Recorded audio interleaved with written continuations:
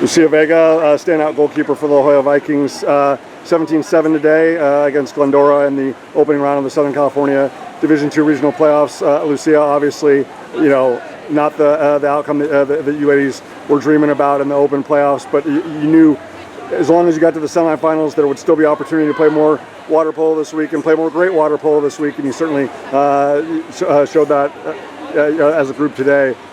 And especially the fact that you had today at home, and regardless whether it's Carlsbad or Santa Barbara, we'll get Thursday at home. Mm-hmm. As a senior, how much does that mean to you? It's really exciting.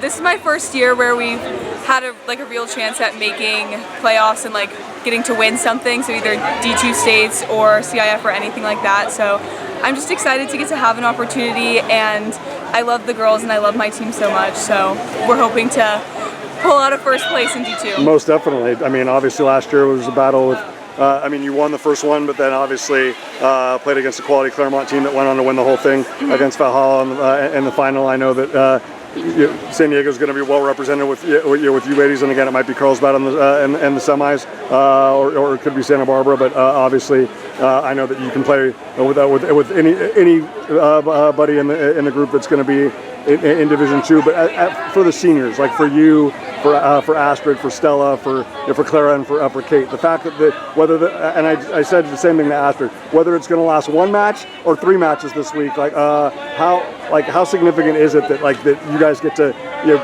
keep this unity and this chemistry and this this great friendship. I know it will continue outside the pool and beyond the season in your careers, but just the fact that you guys get to share these moments together for one more week, how special is that? It's really special. Water polo is a sport where you really rely on your team, and I think all the seniors have spent more than 4 years playing together and working together. And then also all the seniors love all of our underclassmen and juniors, and our chemistry, I think, is so good, and it is really special to just get to play with your best friends and to win. So. Absolutely. In terms of being able to turn that page, from a great battle against Valhalla, the fact that the group, Tom obviously subbed freely, and you gave a lot of women an opportunity to play, and 12 different girls scored, and obviously, and both, both you and E got to play in goal, so that was fantastic. But just for the starting group, to really come out and set the tone and be up 7-1 at the end of the first quarter, like I said, just kind of remind yourselves, it's hey, this is how we want to play, and this is how we're going to need to continue to play this week. If like you said, if you want to be the Division II regional champion, which in the girls water polo is the equivalent of a state title, how important was it to, especially after the way the Valhalla match played out, that you ladies were able to kind of get back in that rhythm as quickly as possible today? Mm-hmm. Our goal is to always start the game really strong and set a tone for all of our subs. So we didn't get to do that in Valhalla, which was kind of rough. So now for the next couple games, for our next game and for our finals game, I think we're going to try and go up by 6 or 7 every single time. Most definitely.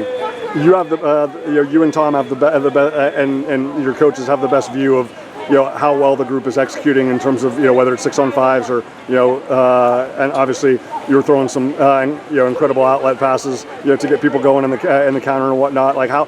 How happy were you with just how connected and and how in rhythm the group was at the offensive end? Oh yeah, they did great. They did a really good job pushing the counter today. So a lot of teams were super fit, super fast. So it's nice to be able to push the counter and just get some quick and easy goals at the beginning. And then throughout the game, our girls are able to out-fitness, and it makes it easy.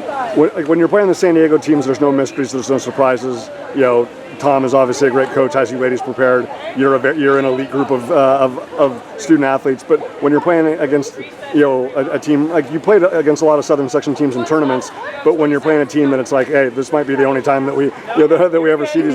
How important is it just to stay true to what La Jolla does best and not focus so much on again, maybe if they have somebody that's scored 150 goals or something, Tom will know that, and you ladies will respect her accordingly.